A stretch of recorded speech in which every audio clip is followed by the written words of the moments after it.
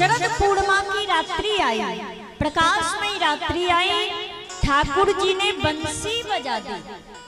आहा,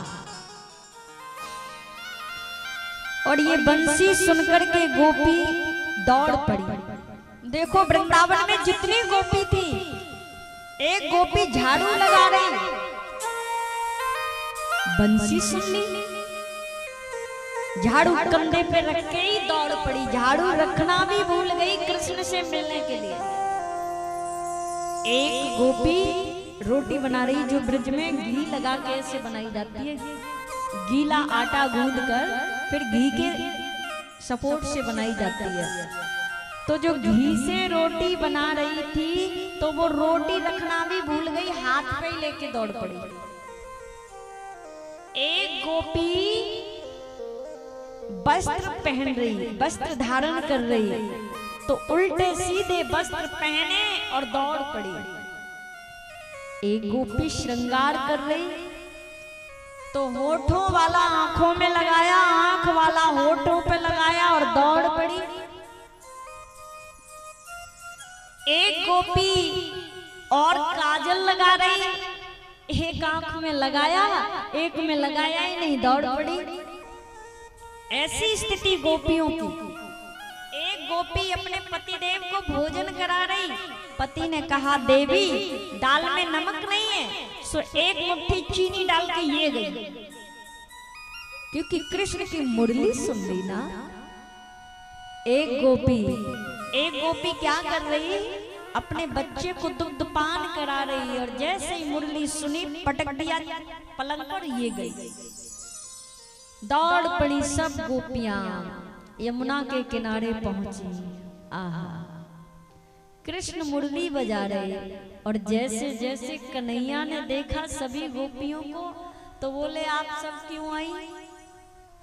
एक चीज थी, मुरली जो बजाई, तो जिसने जो आवाज सुनी थी ना, तो उसके साथ में अपना नाम भी सुनाई पड़ा था। तो वो तो ये सोच रही कि हमको बुला रहे हैं, अगर आपको हम वृंदावन बुलाए, आप हमारे घर आ जाओ, फिर हम ये कहें क्यों आए, तो कैसा लगेगा? या आपके घर हम आए तो आपको क्यों आई, तो कैसा लगेगा?